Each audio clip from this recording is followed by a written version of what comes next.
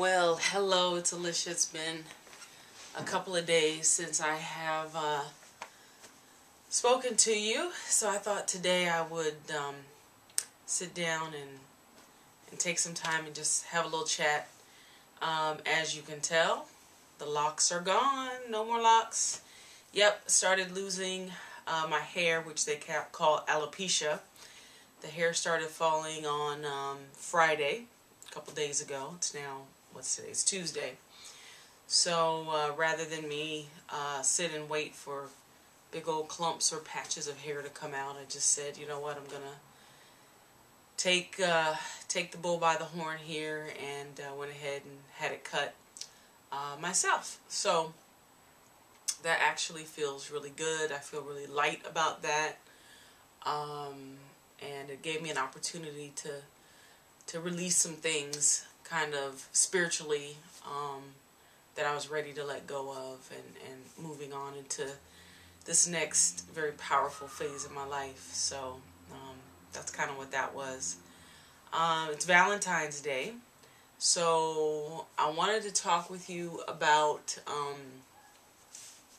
loving ourselves. Yep, loving ourselves. Everybody else is talking about loving somebody else today, and I read a quote by Oscar Wilde, and I may not have it exact, but something along the lines of, you know, loving yourself is the beginning of a lifelong romance. And that really struck me today, considering this cancer treatment that I am journeying through. I'm choosing to see it as a loving act on myself. I know a lot of people may not understand that or agree with it, but you know, there's a couple of different ways that I see that I could have come at this, and that is that my body is this battleground, and you know, I'm in here doing this battle against cancer and things like that. And I'm choosing to think that, you know, my body is this loving space, and that cancer is just something that doesn't belong here. You know, there's a lot of things in my life that no longer belong, that I have to gently release. And sometimes I have to more than gently release them. Sometimes I have to actually, you know, be more aggressive and more assertive with it. So that's what's happening here. And at the same time, it doesn't have to be a fight, a battle, a taking up of arms.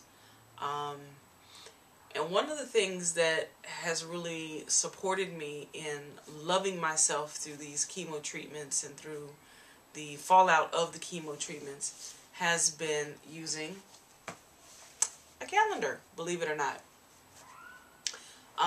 The last chemo treatment I had, as you guys know, did not feel very loving. I ended up in the hospital. It was very harsh. It was very hard. It was very just, not good. Not good at all. And so I sat back and said, what could I do to make this time, the second time, better than the first time? And so I started actually keeping a record of what was happening in my body, what things I could do to kind of be preemptive in my self-care. So I have my calendar here. This is my day at a glance, and then this is my month at a glance. I don't know if you guys can really see that, but I know exactly when the low point is supposed to be with my white blood cell my white blood cell production, which means, you know, my immune system is at its absolute lowest. It's most loving during those days for me to stay home and not be around a lot of people, to protect myself from other people. You know, you guys have hardy immune systems and can handle a cough or a cold or somebody that may not wash their hands and want to shake your hand or touch you. During those times I can't. So the best thing for me to do is to kind of just stay by myself as much as possible during those days, or if I have to go out, wear a mask over my nose and mouth to protect myself. Also knowing when the nausea is supposed to come, right? So I kept track of that last time. So because I did that, I knew that Tuesday and Wednesday was when it hit me really hard. So I was ahead of time taking my nausea medicine. And when I felt sleepy, I'm just laying down and I'm resting. Taking my medication for pain and for